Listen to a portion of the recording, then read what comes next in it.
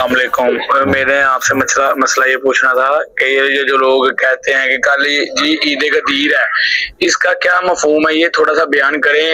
یہ کیا چیز ہے کہ واقعی یہ کوئی عید کا یہ ویسے بنتی تو نہیں ہے، عیدیں تو دو ہیں، عید الاضحیٰ اور عید الفطر، پر یہ جو لوگوں نے بنائی ہوئی ہے پر اس کے پیچھے کیا بات ہے؟ میں صرف یہ پوچھنا چاہتا ہوں. جی وعلیکم السلام ورحمۃ اللہ وبرکاتہ. عید غدیر کے بارے میں آپ نے پوچھا. جی اہل سنت کے نزدیک یہ کوئی عید نہیں ہے. ایک گروہ اس کو عید غدیر کا نام دیتا ہے. اس کی وجہ جو ہے ظاہری طور پر یہ بتائی جاتی ہے کہ 18 ذو الحجہ کو حضور علیہ السلام نے سیدنا علی رضی اللہ تعالیٰ عنہ کا ہاتھ پکڑ کر یہ بات فرمائی تھی کہ جس کا میں مولا اس کا علی مولا. تو اس بنا پہ وہ کہتے ہیں یہ خلافت کا اعلان تھا، تو یہ عید کا دن ہے.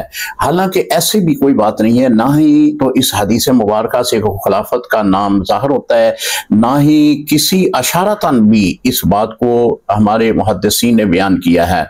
دیکھیں 18 ذو الحجہ کو امیر المومنین امام المتقین سیدنا عثمان رضی اللہ تعالیٰ عنہ آپ کی شہادت ہوئی ہے. تو یہ چونکہ اصحاب رسول کے لوگ دشمن ہیں، جو ابن سبا کے لوگ ہیں، تو انہوں نے جو ہے حضرت سیدنا عثمان رضی اللہ تعالیٰ عنہ کی شہادت کی خوشی میں اس دن کو عید غدیر کا نام دیا ہے. یہ کوئی نہ کوئی اس طرح کی حرکت کرتے ہیں جس طرح کہ حضرت امیر معاویہ رضی اللہ تعالیٰ عنہ آپ کے جو وصال کا دن ہے وہ 22 رجب ہے، اور 22 رجب کو یہ کنڈوں کا ختم دلاتے ہیں.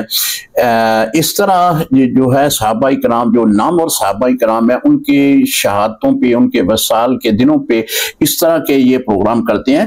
اہل سنت کا اس کے ساتھ کوئی تعلق نہیں ہے. ہاں حضرت سیدنا علی رضی اللہ تعالیٰ عنہ کو ہم مولا مانتے ہیں. نبی علیہ السلام کے اس حکم کے مطابق وہ بڑی شان والے ہیں. حضور علیہ السلام کی صاحبزادی جو ہے ان کے گھر میں ہے آخری صاحبزادی، چوتھی صاحبزادی سیدہ پاک سیدہ کائنات فاطمہ زہرا رضی اللہ تعالیٰ عنہ. لیکن دیکھیں نا سیدنا عثمان رضی اللہ تعالیٰ عنہ کے نکاح میں بھی تو حضور علیہ السلام کی یکے بعد دیگرے 2 صاحبزادی ہیں، اسی لیے تو حضرت عثمان رضی اللہ تعالیٰ عنہ کو ذوالنورین کہا جاتا ہے. لہذا محترم جو سوال آپ نے پوچھا ہے عید غدیر کے متعلق، عید غدیر کا اہل سنت کے ساتھ کوئی تعلق نہیں ہے. السلام علیکم ورحمۃ اللہ وبرکاتہ.